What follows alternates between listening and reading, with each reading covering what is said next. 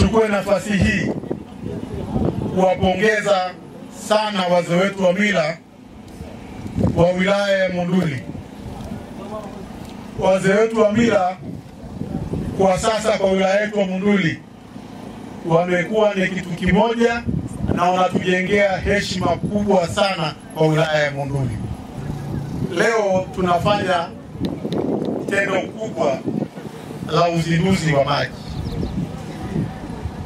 Tunashukuru kwa sababu wakati naingia kwenye ubunge tulimwomba Mheshimiwa Rais Magufuli kuhusu kuleta maji Monduli.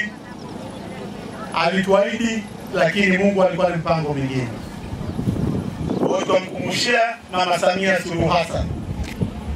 Alipokuja Makuyuni nikakumbusha, na kupitia waziri wetu wa maji ambaye ana upendo mkubwa sana na wana Monduli, nikamkumbushia kwamba ahadi ya maji kwa Monduli ni jambo muhimu sana.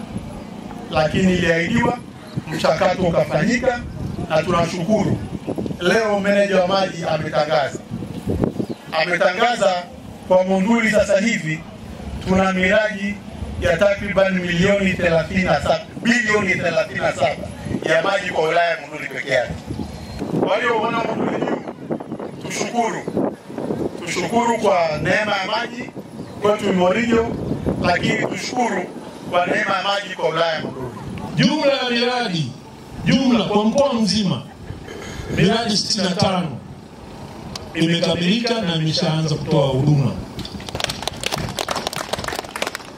Na kwa sasa hali ya huduma ya maji imeongezeka kwa upatikanaji, kwa maana asilimia upatikanaji huduma ya maji imeshafikia asilimia 77.3. Niseme tu katika mikakati yetu tuna miradi 22 ambayo inaendelea, ambayo tunatazamia itakamilika. Baada ya kusema hayo, niliona nitoe hii kama ujumla mzima kwa mkoa wa Arusha kama uzinduzi wa wiki ya maji. Kauli mbiu ya wiki ya maji inatuambia kwamba uhifadhi wa uoto wa asili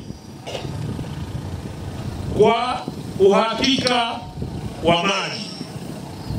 Mheshimiwa mgeni rasmi, katika kipindi cha miaka minne ya Mheshimiwa Rais Samia Suluhu Hassan, wilaya ya Monduli imeweza kukamilisha miradi 8 yenye gharama ya shilingi bilioni 5.2.